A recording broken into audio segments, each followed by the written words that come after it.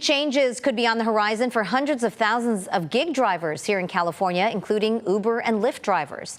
Two major proposals, now backed by Governor Newsom, are gaining momentum in Sacramento. One would give drivers the right to unionize. The other would work to lower their insurance costs. CBS 8's Brian White has more on what this could mean for gig workers across the state.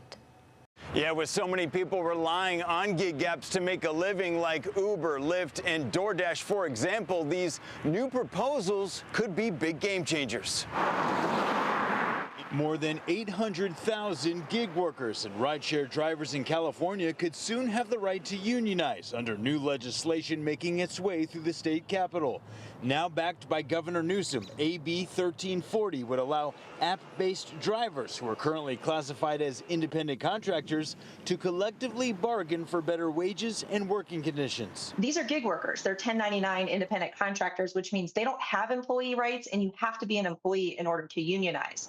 So that's why this is groundbreaking. It's a major shift from Prop 22, approved by voters back in 2020, which created a unique status for gig workers, offering some benefits but not full employee protections. And for some drivers with grievances, it's been difficult. Who do I complain to? There's no state enforcement agency for independent contractors. I can't call HR. I'm not an employee. But not all drivers are on board. Employment lawyer Annie Ellis says some worry unionizing could bring unwanted rules and limit their independence. Some are saying, I'm an independent contractor. I want to be independent. I pride myself on that. And a union is not what I signed up for, because that is going to mean I have to comply with certain rules, and I don't want to do that. Another bill, SB 371, could help lower soaring insurance costs for drivers, something Uber and Lyft both support.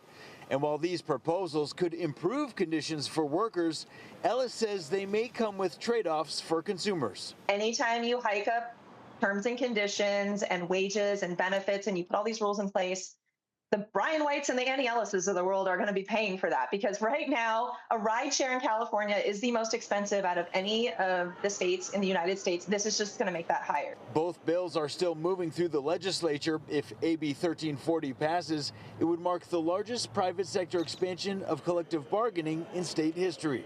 Brian White, CBS 8.